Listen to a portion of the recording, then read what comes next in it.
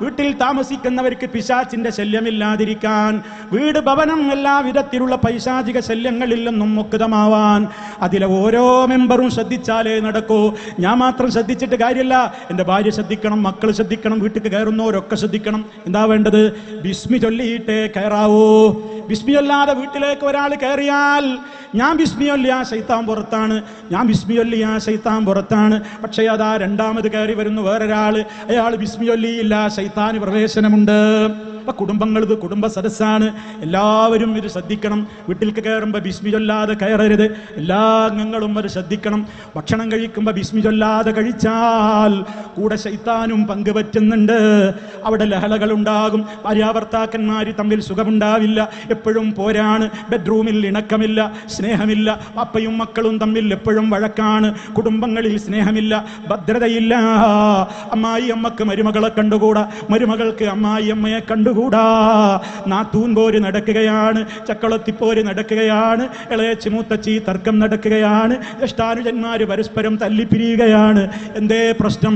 അവിടെ പിശാചിന്റെ വളതിലമാകാൻ കാരണക്കാരായിക്കൊണ്ട് നമ്മൾ അള്ളാന്റെ കലാം അവിടെ പാരായണം ചെയ്യുന്ന സ്വഭാവം നമുക്ക് ഇല്ലാതായി. അൽ ബഖറ സൂറത്ത് ഓതണേ, നമ്മുടെ വീടുകളിൽ ഖുർആൻ ഓതണേ. ഖുർആൻ ഓതുന്ന വീടുകളാവണം, അവിടെ ശൈത്താന് പ്രവേശനമുണ്ടാവില്ല. സുന്നത്ത് നിസ്കാരങ്ങൾ ആണുങ്ങളൊക്കെ ജമാഅത്തിന് പള്ളിയിൽ പോയാലും സുന്നത്ത് നിസ്കാരങ്ങളൊക്കെ വീട്ടിലേക്ക് മാറ്റിവെക്കണം. നമ്മുടെ വീട്ടിൽ വെച്ച് നമ്മൾ സുന്നത്ത് നിസ്കരിക്കുമ്പോൾ നമ്മുടെ കുടുംബങ്ങൾക്ക് നമ്മുടെ നിസ്കാരം കാണാൻ കഴിയുന്നു, സുന്നത്തുകൾ പഠിപ്പിക്കാൻ പറ്റുന്നു. നമ്മുടെ വീട്ടിലതാ റബ്ബിന് ഇഷ്ടമില്ലാത്തത് പ്രദർശിപ്പിക്കരുത്. അവിടെ അഴിഞ്ഞാടുന്ന പെണ്ണുങ്ങളുടെ ഫോട്ടോയോ അഴിഞ്ഞാട്ടക്കാരികളായ പെണ്ണുങ്ങളുടെ പാട്ടും കൂത്തും ഡാൻസുകളുമോ നമ്മുടെ വീടുകളിൽ ഉണ്ടാവല്ലേ. കാരണം ശൈത്താന്റെ വളനിലമായി നമ്മുടെ വീടുകൾ മാറും. മറിച്ച് ഒരു വീടിന്റെ സമാധാനം എന്ന് പറയുന്നത് അവിടെയുള്ള ഫർണിച്ചറുകൾ നോക്കിയിട്ടല്ല, വീട്ടിലെ അലങ്കാരങ്ങൾ നോക്കിയിട്ടല്ല. ഒരു വീട്ടിന്റെ ഭംഗി എന്ന് പറയുന്നത് അവിടെ താമസിക്കുന്നവരുടെ ഈമാനാണ് ഭംഗി.